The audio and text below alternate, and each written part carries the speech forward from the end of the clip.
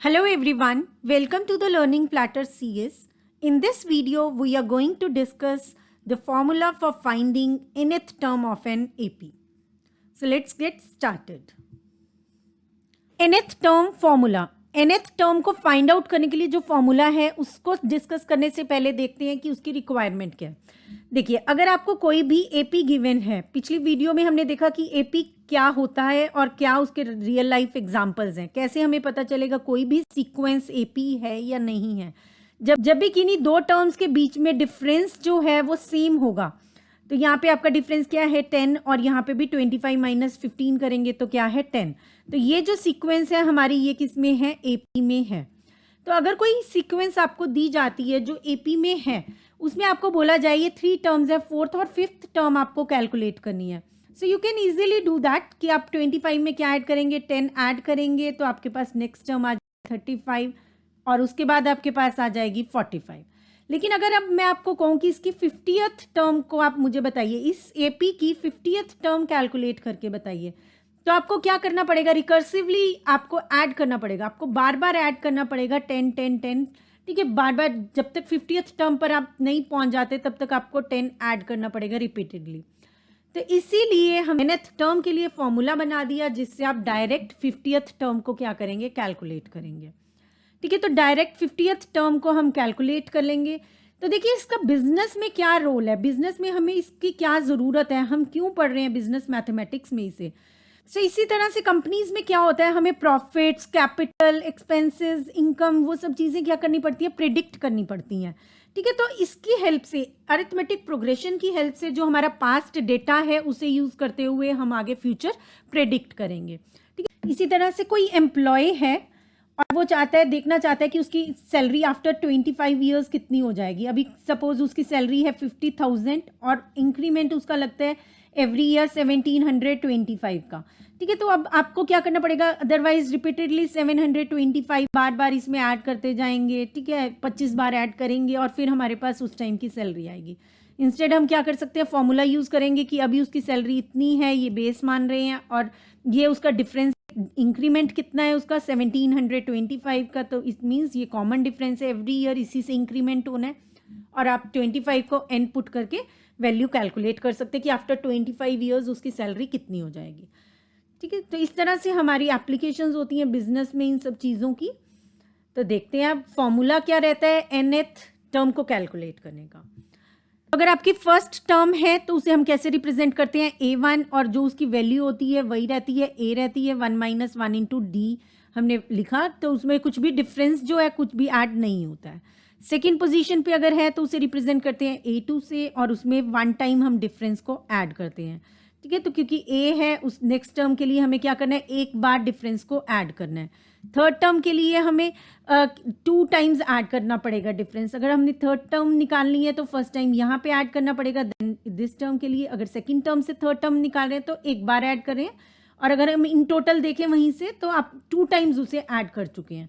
ठीक है, तो 2 बार ऐड कर चुके हैं, वंस यहाँ पर और सेकेंड यहाँ पर. ठीक है, तो थर्ड टर्म को कैलकुलेट करने के लिए हमें डिफरेंस कितनी बार ऐड करना पड़ रहा है, 2 टाइम्स. इसी तरह से अगर हम फोर्थ टर्म के लिए देखें तो हम डिफरेंस कितनी बार ऐड कर रहे हैं, 3 टाइम्स ऐड कर रहे हैं. तो हम इससे फॉर्मूला एक जनरेट कर सकते हैं. nth टर्म के लिए हमारी रिप्रेजेंटेशन किस तरह से होगी, a n, और हम कैलकुलेट कैसे करेंगे, a plus n minus 1 into D. So the formula for finding the nth term of an AP is a plus n minus 1 into d, where a is equals to first term, d is common difference, n is number of terms, and an is nth term. Now let us practice some questions. This is question number 1.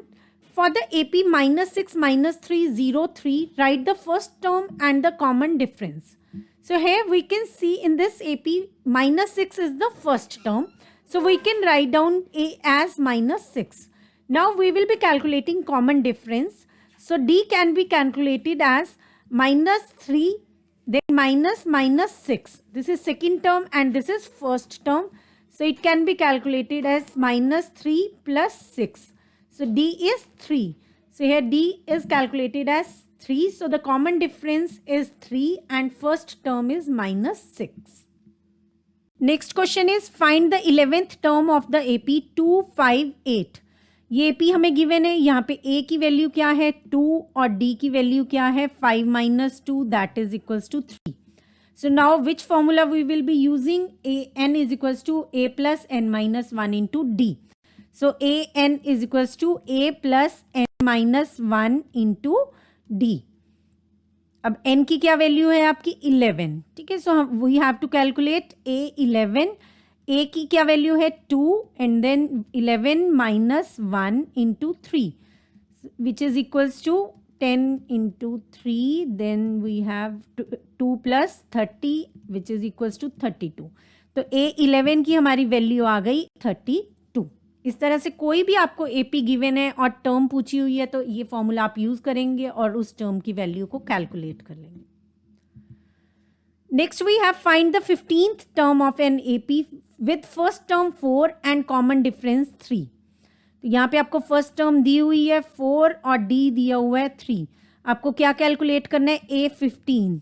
तो कैसे calculate करेंगे? With the same formula a plus n minus 1 into d formula है 4 plus 15 minus 1 into 3।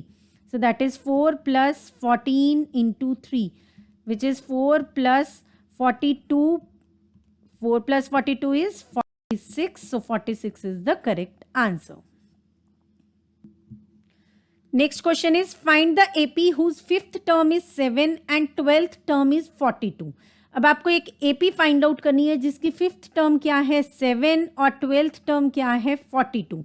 तो 5th term को हम कैसे लिख सकते हैं? A5 is equals to 7। 12th term को कैसे लिखेंगे? A12 is equals to 42। So this is A plus 4D. 5 minus 1 is 4. So A plus 4D is equals to 7. A plus 11D is equals to 42। अब तो देखिए अब आपके पास दो equation आ गई फर्स्ट एंड सेकंड। तो यहाँ पे इन दोनों इक्वेशंस को अगर हम सॉल्व करें तो हमारे पास वैल्यू आ जाएगी ए और डी की, ठीक है। तो ये दो लीनियर इक्वेशंस आ गई बेसिकली हमारे पास। तो लीनियर इक्वेशंस हैं 2 वेरिएबल्स में। अब इसे जब हम सॉल्व करेंगे तो हमारे पास क्या आ जाएगी वैल्यू डी की और ए की। चलिए कैलकुलेट कर लेते हैं। a plus 11d is equals to 42 and a plus 4d is equals to 7। ये आपके पास कट हो गया, ये आ गया 7d is equals to 35। d आपके पास कैलकुलेट होकर क्या आ गया 5 आ गया। अब हम किसी भी इक्वेशन में वैल्यू पुट कर देंगे d की तो हमारे पास वैल्यू आ जाएगी a की, ठीक है। तो इस इक्वेशन में हम पुट कर देते हैं a plus 4d that is 20 is equals to 7 and then a is equals to 70 minus 20, a is equals to minus 13। अब हमारे पास a क्या आ गया माइनस 13 और d आ गया 5। a is minus 13 and d is 5। अब इन्हीं दोनों वैल्यूज को यूज करके हम क्या बनाएंगे अपनी AP बनाएंगे। तो देखिए फर्स्ट टर्म क्या है AP में माइनस 13 प्लस करेंगे उसमें 5 तो आपके पास क्या आ जाएगा माइनस 8 एंड देन माइनस 3 फिर दोबारा प्लस किया तो क्या आ गया 2 देन 7 देन 12। इस तरह से हमारी क्या बन जाएगी AP बन जाएगी। Next question is find the 40th term for the arithmetic sequence in which A8 is 60, that means 8th term is 60 and 12th term is 48। और हमें क्या कैलकुलेट करना है 40th term कैलकुलेट करनी है। तो जैसे हमने प्रीवियस क्वेश्चन किया है उसी तरह से इसे सॉल्व करेंगे। 8th term क्या है 60, so that can be written as A plus 7D is equals to 60 और साथ में हम क्या लिख लेंगे A plus 11D is equals to 48। अब इन्हें कर लेते हैं हम सब्ट्रैक्ट। तो ये सब्ट्रैक्ट करके क्या आ जाएगा minus 4d is equals to 12। फिर हमारे पास क्या आ गया d is equals to minus 3। अब इन दोनों इक्वेशंस में से किसी में भी हम d की वैल्यू पुट कर देंगे और हमारे पास किसकी वैल्यू आ जाएगी a की वैल्यू। तो देखिए a plus 7 into minus 3 is equals to 60, ठीक है। तो यहाँ पे हमारे पास आ जाएगा इसके बाद a minus 21 is equals to 60। So a की वैल्यू क्या आ गई 81। a की वैल्यू आ गई हमारे पास 81, d की वैल्यू थी हमारे पास माइनस 3। अब हमारे पास आ जाएगी 40th टर्म, ठीक है। 40th टर्म हमें कैलकुलेट करनी है तो 40th टर्म के लिए हम क्या लिखेंगे a 40 which is equals to a plus 39d, तो ए की वैल्यू क्या है 81 प्लस 39 इंटू -3। नेक्स्ट हमारे पास क्या आ जाएगा 81 माइनस 9 3 27 9 11। ठीक है, अब हम 117 में से क्या माइनस कर देंगे 81 माइनस कर देंगे, तो इधर 1900 बन गया और 17 ऐड कर दिया तो 36 आ गया। आपका आंसर आ जाएगा -36। ठीक है, तो 40th टर्म हमारी क्या आ गई A40 क्या आ गया -36। इस तरह से आप सॉल्व करेंगे। अगर कोई भी दो टर्म्स गिवन है AP बनाना है तब भी A और D की वैल्यू को कैलकुलेट करेंगे। अगर उसके बाद इन वैल्यूज को यूज करके आप जो भी क्वेश्चन में आपसे पूछा गया है वो फाइंड आउट करेंगे। नेक्स्ट क्वेश्चन इज यहाँ पे हमें एक AP दी हुई है 258 और पूछा हुआ है कि इस AP में 56 जो टर्म है वो कौन से नंबर पे होगी। ठीक है, तो यहाँ A है हमारे पास 2, D है 5 - 2 दैट इज 3। अब 56 दिया हुआ है हमें, दैट मीन्स AN की वैल्यू गिवन है। AN की वैल्यू क्या गिवन है हमें 56 गिवन है, तो हम फॉर्मूला वही यूज करेंगे AN is equals to A plus N minus 1 into D। अब AN की वैल्यू गिवन है तो 56 यहाँ पुट कर देंगे। A की वैल्यू हमारे पास है 2, देन N माइनस 1 इंटू 3। ठीक है, 3 हमारा क्या है कॉमन डिफरेंस। अब देखिए ये क्या बना 54 is equals to 3N minus 3। अब यहाँ पे आके क्या बन गया 57 is equals to 3N। So N हमारा क्या आ गया 57/3 विच इज इक्वल्स टू 19। ठीक, सो यहाँ पे हमारे पास क्या आया 19, तो 19th टर्म की वैल्यू है 56। And the next question is, if 7 times the 7th term of an AP is equal to 11 times its 11th term, then show that 18th term of the AP is 0. So we will use this which is given to us. So this is 7 times 7th term. So 7th term can be written as A plus 6D is equals to 11 times 11th term. So it can be written as A plus 10D. So we will be solving it further. So it is 7A plus 42D is equals to 11A plus 110D. Then it will be 7A minus 11A is equals to 110D minus 42D. So this is minus 4A is equals to, इसमें से हम तो minus करेंगे, सो 100 में से 42 करें 58, then 10 और add कर दिया 68D। So this is A is equals to 68D/4 minus यहाँ पे यूज कर लिया हमने, तो ये क्या बना -17D। A की वैल्यू क्या आ गई हमारे पास -17D। और अब हमें कैलकुलेट क्या करना है 18th term. So this is A18, it is equals to A plus 17D। A की क्या वैल्यू हमने कैलकुलेट किया -17D। So we will put that value here. So this is -17D plus 17D, it is equals to 0। So the value of 18th term of this AP is 0, hence proved. And the next question is statement question. Let's read it. The annual salary increment of a monthly salaried person is in the arithmetic progression. It is known that he drew monthly salary of rupees 20,000 in the year 1988 and rupees 24,000 in the year 2004. He started his service in the year 1975 and shall attain the age of superannuation in the year 2014. Calculate the monthly salary with which he started the job in the year 1975 and also the monthly salary in the year of his superannuation. तो देखिए उसने job कब start की 1975 में start की, 1976 आया, 1977 आया, इसी तरह से फिर 1988 आया जिसमें हमें दिया हुआ है वो सैलरी ले रहा था 20,000। उसके बाद गिवन है हमें कि 2004 में सैलरी ले रहा था वो 24,000।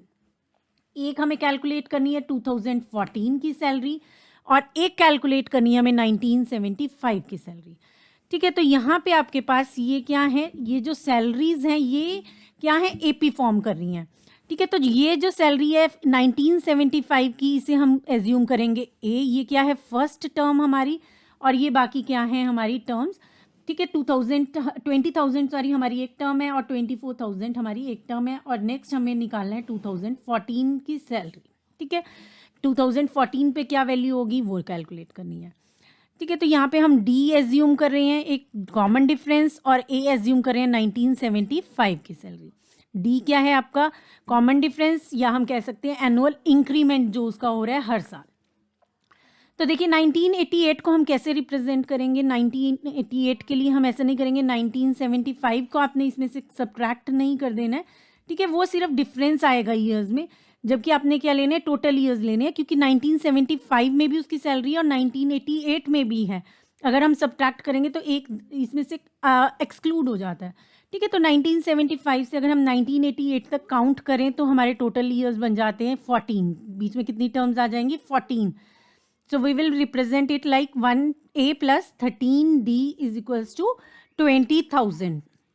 And 2004 आपकी बन जाएगी 30th term, so it will be represented as a plus 29d is equals to 24,000. ठीक है, अब हम इन दोनों इक्वेशंस को सॉल्व कर लेंगे तो हमारे पास आ जाएगा -16d is equals to -4,000.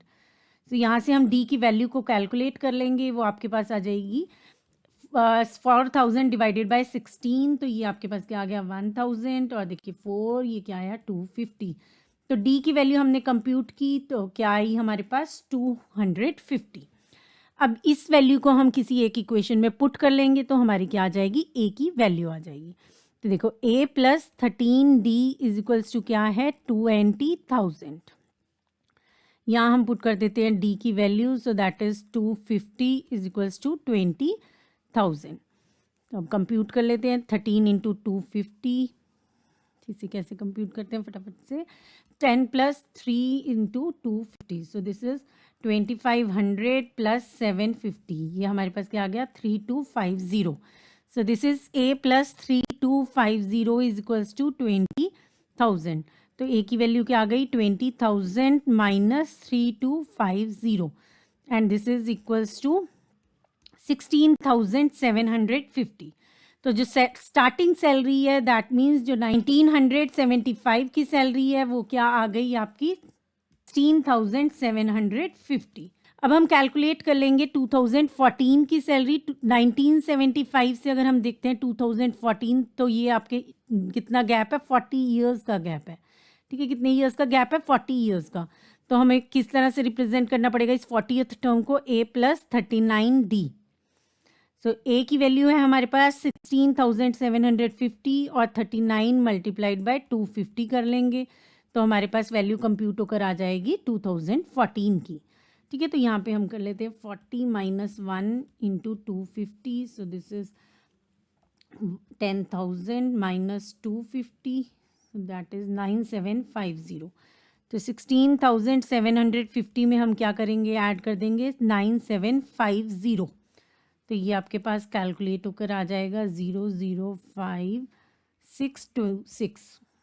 ठीक है, तो आपके पास दो वैल्यूज़ आ गई अब जो हमें कंप्यूट करनी थी।